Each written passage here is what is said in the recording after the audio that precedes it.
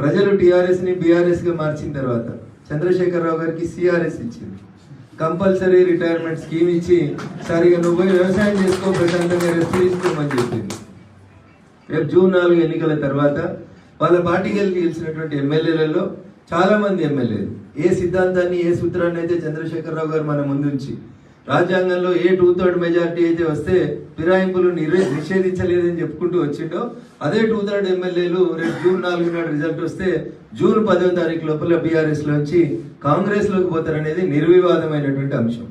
ఇప్పటికే పోయిండ్రు. పచ్చగా ఉన్నప్పుడు తిన్నాడు దానం నాగేందర్, జై తెలంగాణ అంటే మాలాంటి అందరి మీద కట్టెలు పట్టుకొని తిరిగిండు. పచ్చగా ఉన్న రోజులు కాంగ్రెస్ లో తిన్నాడు, ఎచ్చగా ఉన్న రోజులు కాంగ్రెస్ లో రెస్ట్ తీసుకున్నాడు. కాంగ్రెస్ అయిపోగానే మళ్ళీ తెల్లారంగానే వచ్చి చంద్రశేఖరరావు మంచోడని బీఆర్ఎస్ పార్టీకి 2 సార్లు ఎమ్మెల్యే అయ్యాడు.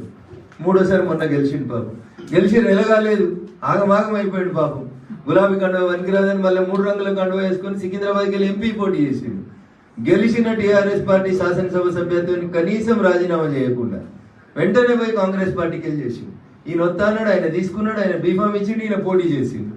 సో అందుకని నేను ఏమంటున్నా అంటే కాంగ్రెస్ బీఆర్ఎస్ అనే ఈ 2 అవిభక్త కవలలు. ఎప్పుడు అవసరం ఉంటే అప్పుడు దానం నాగేందర్ ఇటున్నా ఇటు ఉంటాడు, ఇటు వచ్చినా ఇటు వస్తాడు, ఎటు వచ్చినా ఆయన గొప్పగానే చెప్పుకోగలుగుతాడు.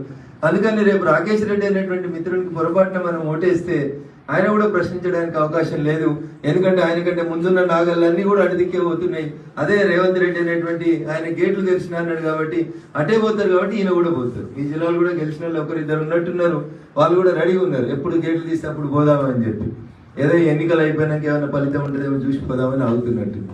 అందుకని దయించి నా విజ్ఞప్తి మీకు, రేవంత్ రెడ్డి గారికి ఎందుకు వేయాలంటే ఈ రాష్ట్రంలో ప్రతిపక్షంగా నిలబడగలిగేది 5 గెలిచినా, 1 గెలిచినా, 1, 2 అయినా, 2, 3 అయినా గట్టిగా నిలబడి టీఆర్ఎస్ కి వ్యతిరేకంగా గొంతెత్తి మాట్లాడినటువంటి పార్టీ భారతీయ జనతా పార్టీ.